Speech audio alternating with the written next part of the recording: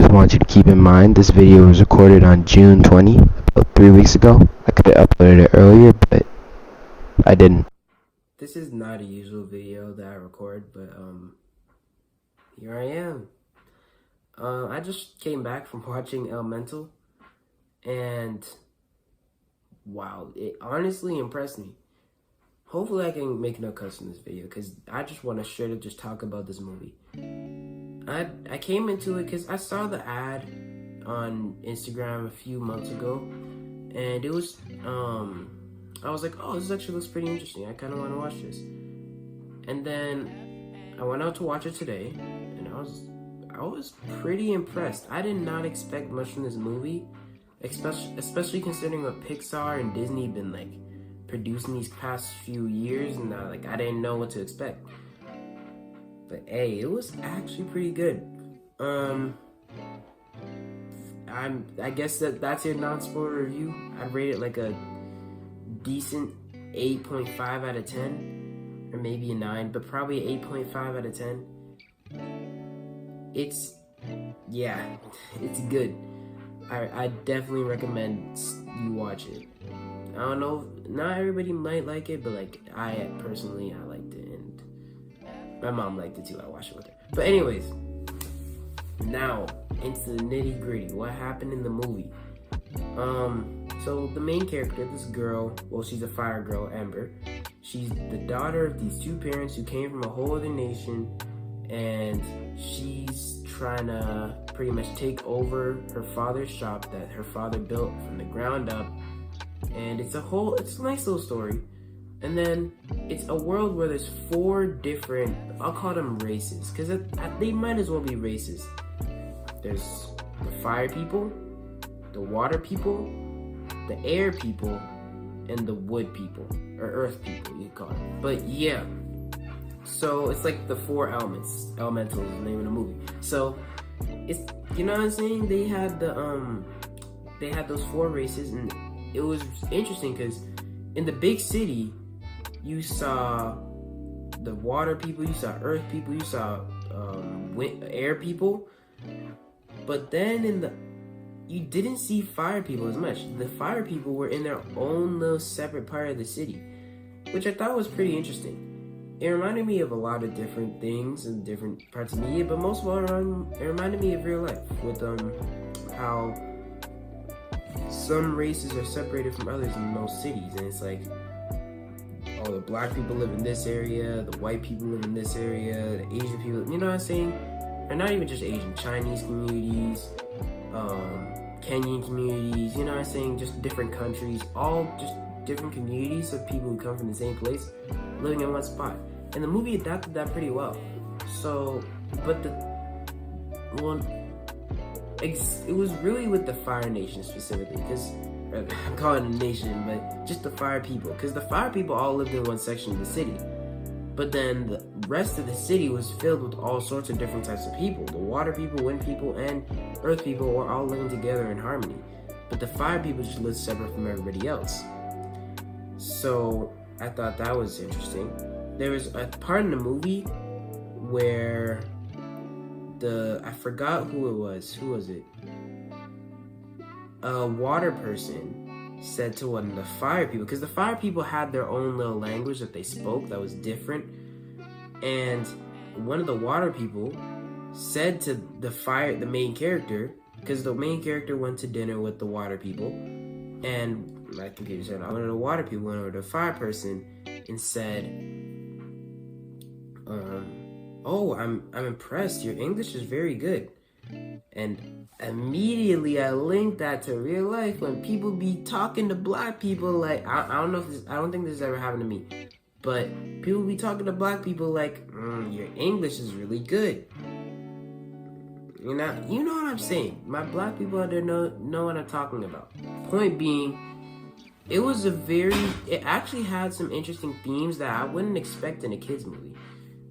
And this is why I'm gonna make a whole other video, probably on a separate channel, that I'm planning on creating. I'm a 4 channel, like you're thinking, are you crazy? 4 yeah, 4 channels.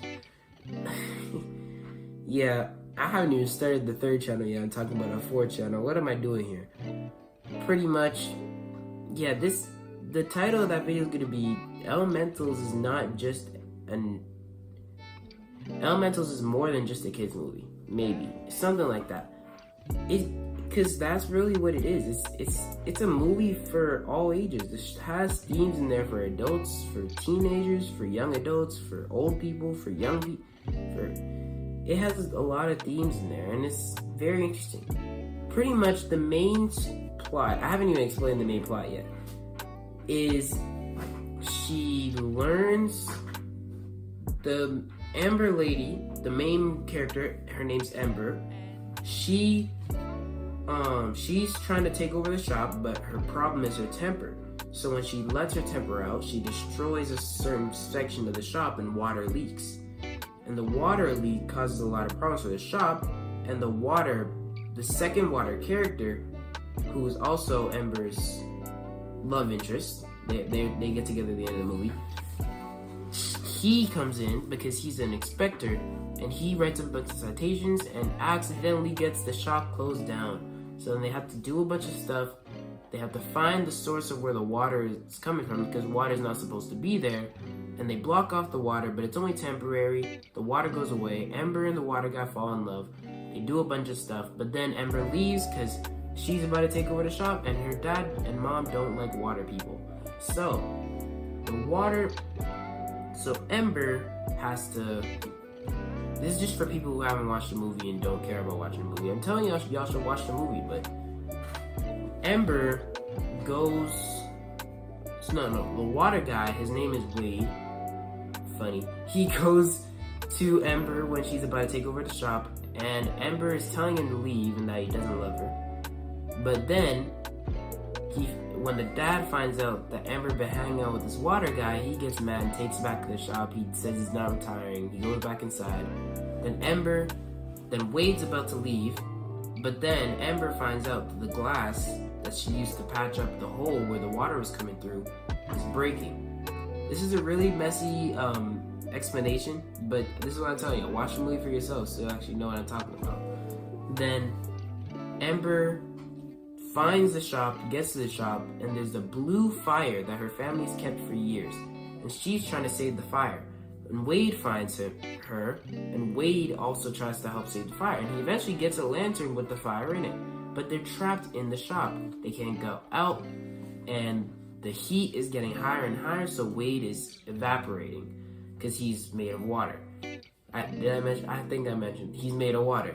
So Wade essentially dies because eventually he's back. I don't think he really died. I think he just got absorbed into the house, and Ember accepts it. And there's many lines in this movie that really show the deeper themes of it. Right off the top of my head, if I had to say, I'd say the main theme is like, oh man, I don't even know how to describe it. It's just such a, it's more like going with tradition versus going against tradition. Or not against tradition, but like doing your own thing. You know what I'm saying? As my computer turns off again. Doing your own thing versus tradition.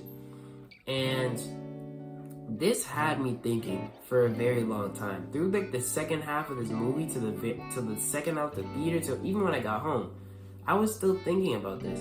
Because it was stuck in my mind so vividly.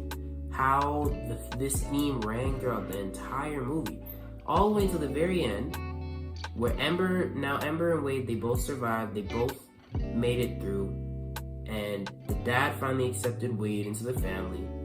Ember and Wade are leaving to go to a whole other city because Ember found an internship and Wade is just going out to live somewhere else. And they're living together. They're about to go live together. And one of the traditional things was that when Ember's dad left the Fire, this was actually a Fire Nation, he bowed down to his dad as a sign of respect. But Ember's grandfather essentially didn't bow down back because he didn't accept the decision of him leaving. So, sick y'all, my bad. Now Ember's leaving, and Ember, as she's about to go, She turns around, she bows down to Ember's dad, to her dad, and the dad bows back down. And this is what rang for me the most in this movie, because it kind of sealed up the whole idea of what was going on. Ember's the whole movie, she's trying to, or the first half of the movie at least, she's trying to take over the store. And she's trying to take over her dad's legacy, essentially, and run the store.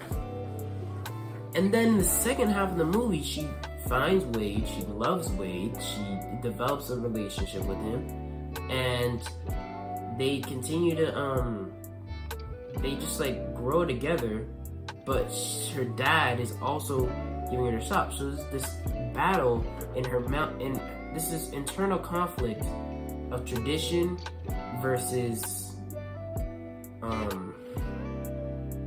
don't know if I should call it choice, but tradition versus new beginnings. I don't know how else to describe it, but it's, you guys are getting what I'm saying?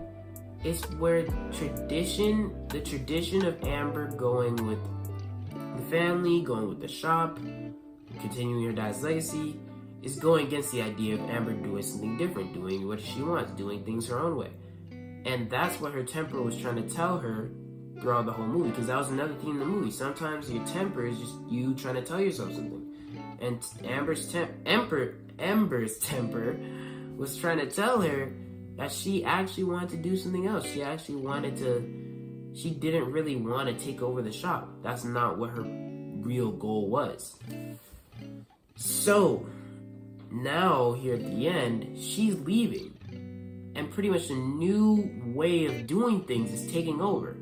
It won over the tradition. But at the very end, doing that bow with her dad showed that the tradition, in a sense, was still there. And that's what really got to me, man.